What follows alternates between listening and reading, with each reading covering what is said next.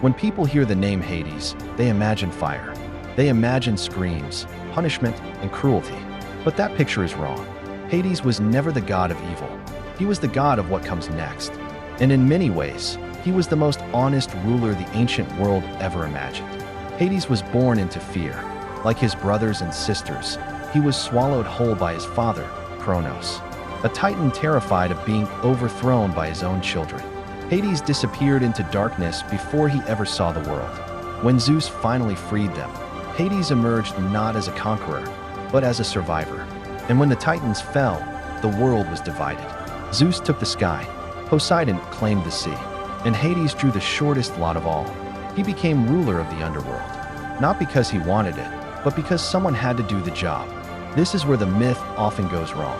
The underworld was not a place of punishment. It was a place of order. Most souls didn't suffer.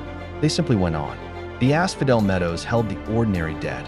Elysium welcomed the heroic and the just. Only a few, the truly monstrous, were sent to Tartarus. And Hades did not torture them. He ruled over a system that already existed. He didn't chase souls. He didn't judge their lives.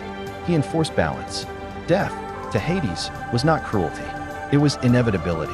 Unlike Zeus, Hades did not meddle in mortal affairs. He didn't start wars. He didn't seduce mortals. He didn't demand worship. In fact, the Greeks rarely spoke his name aloud, not out of hatred, but respect. They feared death, not the god who governed it. Hades stayed in his realm because the world depended on him doing so. Someone had to make sure the dead stayed dead. No story shaped Hades' reputation more than Persephone. According to myth, Hades took Persephone as his queen, drawing her into the underworld. To modern ears, it sounds like abduction, but even ancient storytellers told this story with complexity. Hades did not discard her. He crowned her. Persephone became ruler beside him, not beneath him. And when her mother Demeter plunged the world into famine, Hades did something rare among gods. He compromised. Persephone would spend part of the year above and part below. The seasons were born not from violence, but from negotiation. Hades' defining trait was not cruelty. It was consistency. Once he made a promise, he kept it.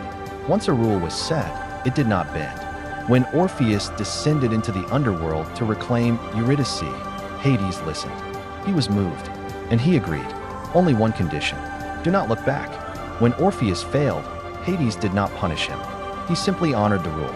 To Hades, fairness mattered more than sympathy. Hades was feared, but he was never loved. No temples flooded with offerings. No songs praised his name. He ruled a kingdom everyone would enter and no one wanted to acknowledge. Yet without Hades, the world would collapse. The dead would walk among the living. Life would lose meaning. Time would lose shape. Hades carried that burden quietly. He did not ask for gratitude. He accepted the role no one else would.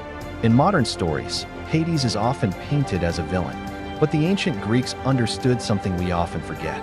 Death itself is not evil. It is part of order. And Hades, more than any other god, respected that order. He ruled without spectacle, without ambition, without cruelty, a king not of flames, but of finality. Hades never ruled the sky. He never shook the sea. But when every story ends, it ends in his realm. And that may be the most powerful throne of all. Hades was never the villain of Greek myth.